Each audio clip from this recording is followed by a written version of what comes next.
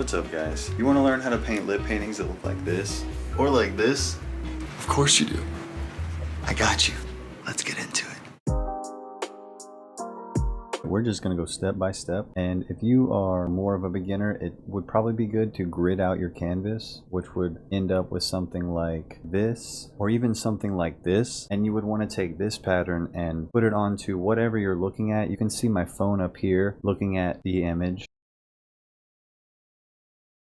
Where you'd want to grid this onto the image you're looking at, and it helps you trace so much better, and you just go ahead and start drawing it out. With the red, you can be really not too perfect. You don't have to worry too much laying out that basic shape.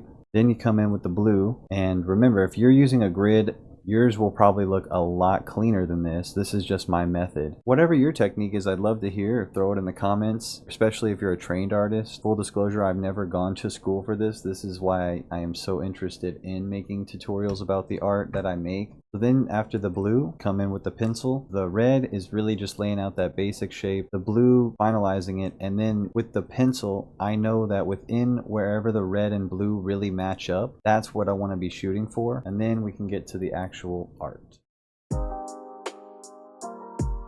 Okay, with step one done, we're going to switch on over to the smaller painting,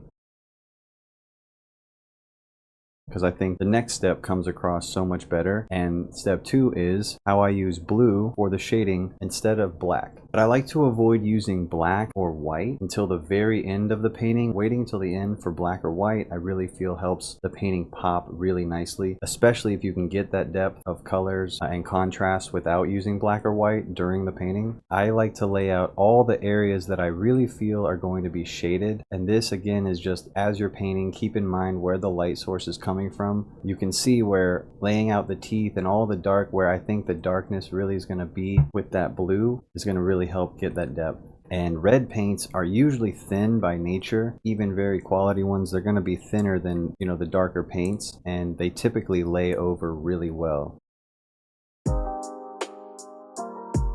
And for step three, we are going to bounce right back to the big painting. Here's the two for comparison, but you can see it's just as easy to get the detail on a small canvas as it is a large canvas. Because it is larger, you can really see the brush strokes. So basically this technique is just a matter of the direction of your brush strokes as you're filling in the color. We'll look at this top lip. So for this top lip, you're looking at the middle is going to be probably about right here, but the important part is all of the brush strokes to the right of that center line are going to be in this direction.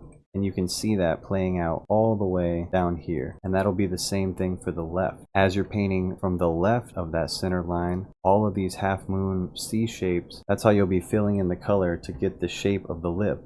So since we're on the left side of that center, all of your brush strokes, you really, as you're filling it in, will be in that pattern. And as I go from the bottom, I like to bring the brush strokes from the bottom to the middle. When you're painting toward the top, bring them from the top to the middle. You go ahead and fill that line and then bring the paint toward the middle.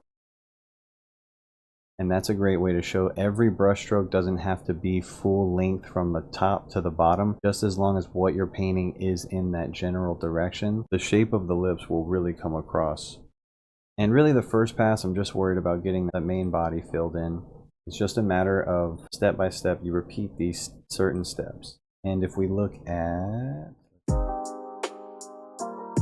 Here's another great example of how you're using the same steps over and over to get the appearance you're looking for. You know, if this was your painting, you would have laid out all the original shading of the blue, but you've lost some of that depth, so then you just go back in with the same technique you used earlier, using the same color. This is navy blue, this is not black, and you can go in and fill in where the darkness and the depth needs now, and you can really see how the depth begins to really take shape. But all you're doing is recycling the same steps you've used to get this far in the painting. You're just doing it in a more intentional way. This is how these paintings really begin to take shape. I would recommend for anybody starting with these, don't worry about making this look like it's actually on somebody's face quite yet. I would say go ahead and just get a nice solid color that contrasts nicely with the lips. I've had it happen where you paint a beautiful set of lips and then you try to make it look realistic and it ruins the entire painting. If you're just starting, pick a cool color and just roll with that for now.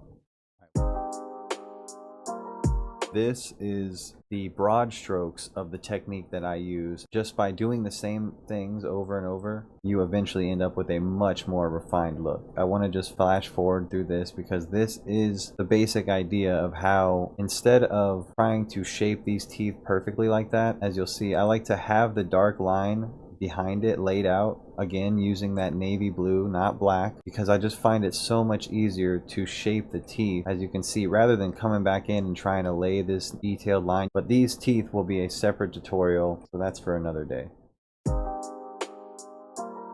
And here I just wanted to show this little clip of waiting until the end to use white, which you're also still doing with the same brush stroke pattern and the same technique of whatever side of the lip you're on, that dictates the direction of that brush stroke. And then you just get to choose where you think the lips need to pop. And I just believe that that's a really good example of how repeating the same techniques, just basically varying your colors and all that, really just can't help but making a beautiful painting.